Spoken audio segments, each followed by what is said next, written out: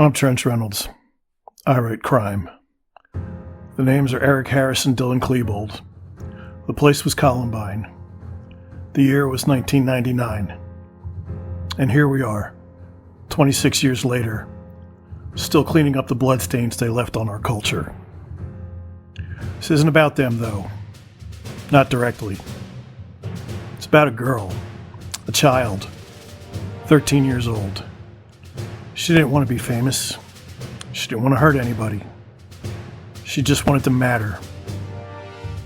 And somewhere in the darkest corners of the internet, she was told that the way to matter was to follow the ghosts of two long-dead killers. This is not tabloid hysteria.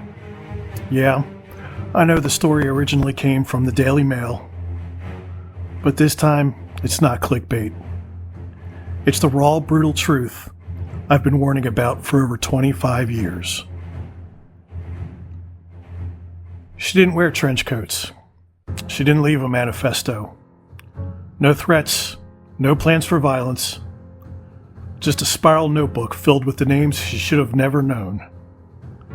Scrawled across the pages, lyrics, quotes, drawings. Her own last name replaced with theirs. The Columbine shooters. Her crushes. This wasn't a descent. It was a drop. 3 months from her birthday party in pink cowboy hats to her final moment in silence. She believed their mythology, the lie, the one that says they were outcasts, victims, misfits who struck back at a cruel world. Let me tell you something straight. They weren't victims. They weren't rebels. They were narcissists. They were predators. They built bombs and waited to mow down survivors. They wanted blood, and they got it. And somehow, 26 years later, they're still stealing lives. The girl in this story was born a decade after Columbine. It was history class to her, ancient news.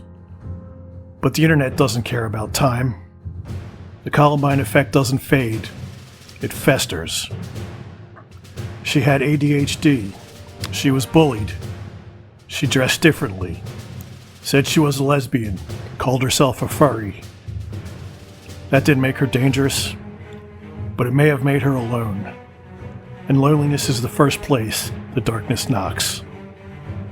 Columbiners, they call themselves. A fandom of the damned. Kids and adults who idolize mass murderers and who spin fantasy from real-life horror. For over 2 decades, I've seen them recruit, radicalize, and rewrite history in real time. This girl never had a chance. A few documentaries, some YouTube rabbit holes, maybe a Tumblr page or two. And just like that, they had her. She didn't need a weapon. They handed her something worse. A belief that death was the only way she'd be seen. Her mother found out too late. The signs, coded shirts, cryptic drawings, hidden countdowns. None of it made sense until it was already done. Parents, listen to me.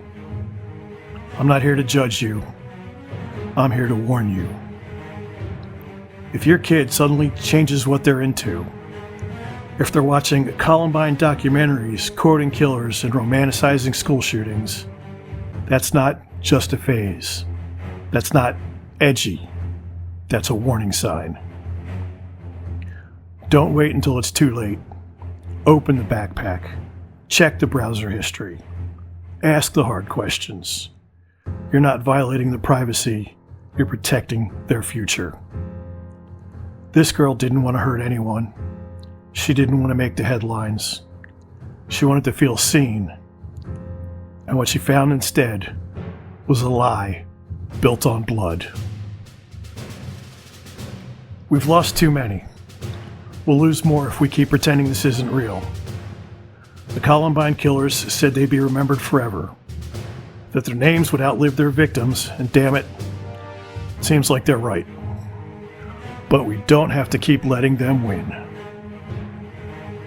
If you want more stories like this, stories that go behind the headlines and into the shadows, check out my website at realcrime.net. I've been doing this for over 25 years. No ads, no spin, just the truth.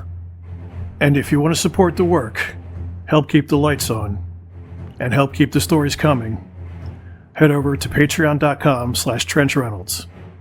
Every dollar helps fight the silence. Until next time, keep your eyes open and your kids close. I'm Trench Reynolds, and I write crime.